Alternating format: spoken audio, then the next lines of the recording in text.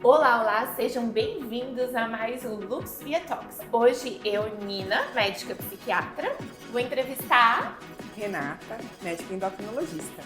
e o nosso tema hoje é do momento, Monjaro.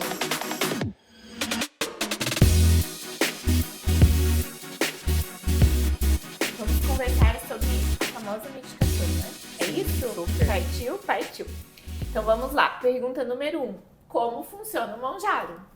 Então, o Monjaro, ele é o nome comercial da tirzepatida, que é uma substância que atua em dois lugares, dois receptores do nosso corpo. O GLP-1, que é parecido com o Ozempic, o Wegovy, e o GIP, que é um outro receptor, né? Um receptor desse GIP, na verdade, eles são dois hormônios que nós produzimos no corpo, então ele vai atuar como se fossem esses dois hormônios ao mesmo tempo.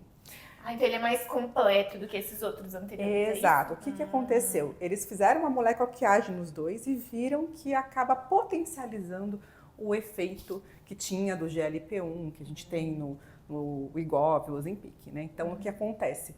Vai atuar também reduzindo a fome, reduzindo a saciedade, aumentando a saciedade, reduzindo o prazer em comer, atua controlando a glicemia, vai mexer no nosso metabolismo, só que numa potência maior. Ah, então a gente pode dizer que é melhor do que os anteriores? É como se fosse um progresso?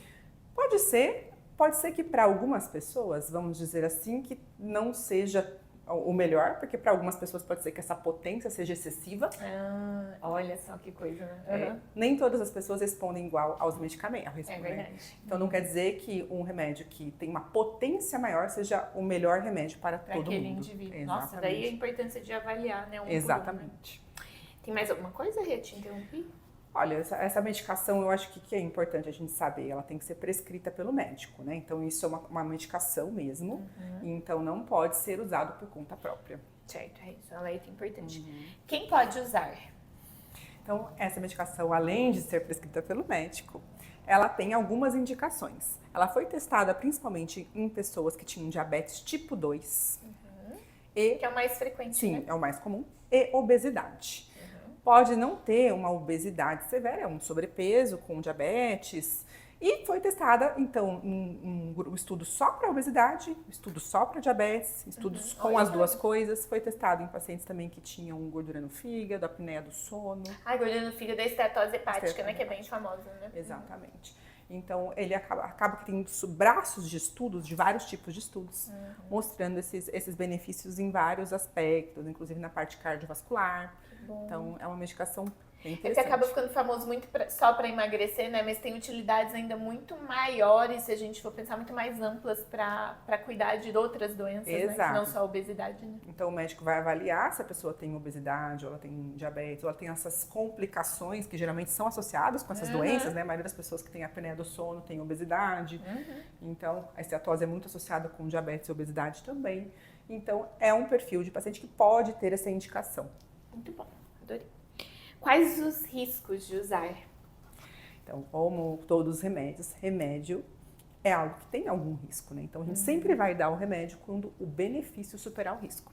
Então, se você usa essa medicação e você não tem obesidade, vamos supor que você queira perder 3 quilos, você usa esse remédio. Você vai assumir um risco, né? Sobre algo que você tem que não é uma doença, não está uma coisa tão grave. Talvez não precisaria de uma medicação tão forte para você perder 3 quilos também, né? Então tem tudo isso para se considerar. E essas medicações tanto podem dar náuseas, né? Que é um efeito colateral muito parecido com o que tem a semaglutida, que é a do Ozempic, né? Náuseas, né? Então enjoo, refluxo, porque assim, imagina que a medicação faz com que a comida demore para descer e para esvaziar o estômago. Então é como se o estômago demorasse para esvaziar, então fica parado aqui a comida. Então é mais fácil a gente ter esses sintomas, né? Principalmente quando a alimentação está inadequada. Que isso tem que pensar se vale a pena mesmo, exato. Né? Se a pessoa não fizer uma dieta junto, pode ter mais efeitos colaterais. Pode alterar o trânsito intestinal também, diarreia, constipação, tudo isso pode acontecer. Outros efeitos menos comuns são coisas que estão em estudos ainda, mas é mais raro, né? Então, assim, o que a gente percebe muito são estudos de associação.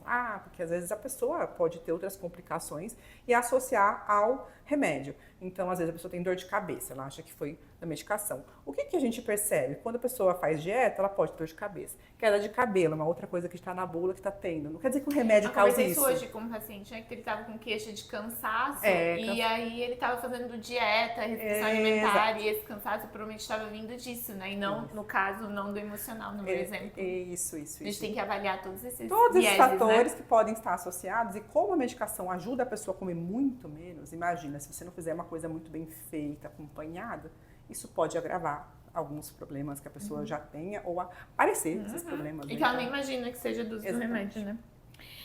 Qual o tempo e o custo do tratamento?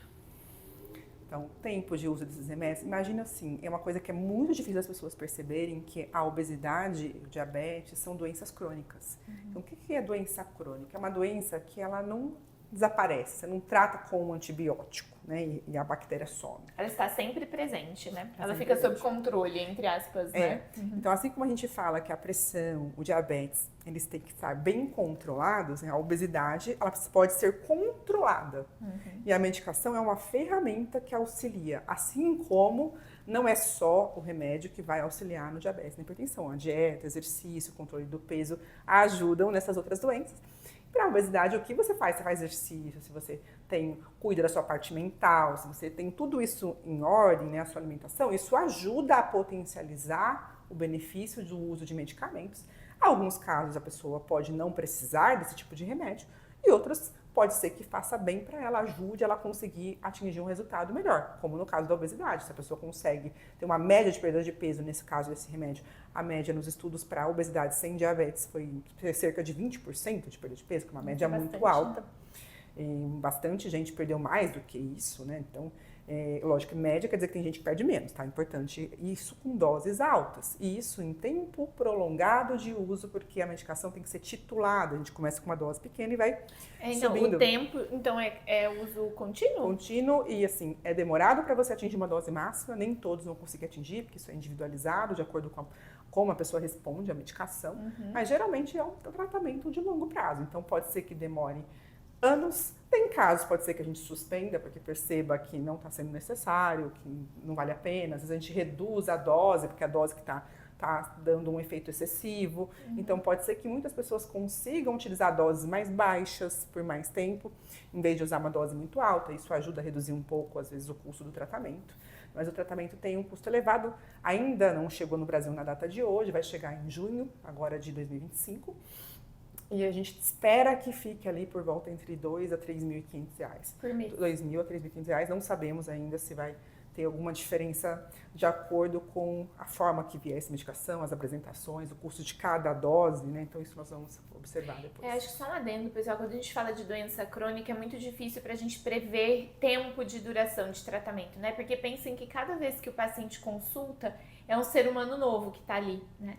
É uma rotina nova, houve mudanças de estresse, mudanças de demanda, mudanças de alimentação, o corpo envelheceu, algumas coisas melhoraram, outras pioraram. Então, por isso que é difícil para a gente prever tempo de tratamento de doenças crônicas, né? As consultas são justamente para a gente refinar, organizar o molde do tratamento para aquele momento de vida que o paciente está. Exato. Quando você pega uma pessoa, vamos supor, nós vamos todos, se a gente estiver vivo, envelhecer. E quando a gente envelhece, muda tanta coisa no nosso corpo, então pode ser que não seja necessário usar essa medicação, talvez uma pessoa depois de 20 anos, pode ser que ela não precise. Então a gente pode falar ainda não tem essa resposta, né? Exato. Bom, então a última pergunta, essa acho que todo mundo está interessado. Como faço para comprar?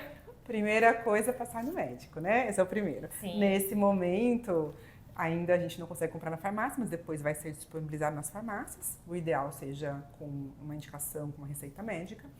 E, atualmente, para comprar de uma forma confiável, teria que importar com uma importadora oficial, que o médico pode te passar. Ele tem que vir todo lacrado, inspecionado, tudo isso. Isso encarece bastante. Aí passa dos R$7.000 o custo. E também tem outra forma, seria comprar no exterior, e não é qualquer lugar também que você vai conseguir comprar. Tem alguns países que têm regras específicas, mas tem pacientes que moram no exterior, por exemplo, eles estão comprando lá, né? Aí fica um pouco mais fácil também. Mas é um junho que vai ser, entre aspas, mais fácil o acesso por já estar mesmo disponível aqui no Brasil. Acho que era isso, esse é um tema polêmico. A gente sempre ressalta aqui no Lux Via Talks que o nosso objetivo é trazer a ciência, a verdade do momento, para que vocês possam compreender, né? Não somos donas da verdade, não queremos estar sempre corretas, inclusive façam comentários, se quiserem se oponham, porque com respeito tudo é permitido aqui da gente dialogar e trocar percepções, né? Obrigada pelo tempo de vocês e logo sai outro Lux Via Talks. Até a próxima!